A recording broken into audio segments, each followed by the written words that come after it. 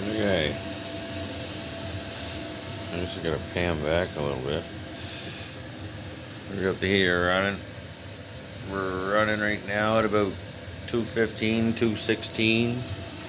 The pump is right in line with the output. And the tweaker is running at 50-50 plus 25.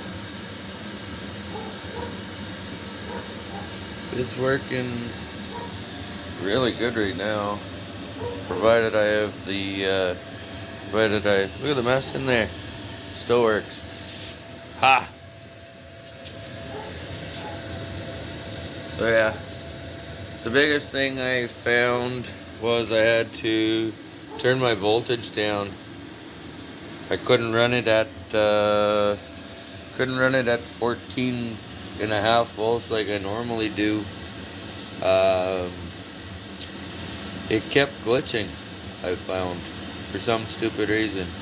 But anyhow, it's working good. And yeah, I'll talk to you later.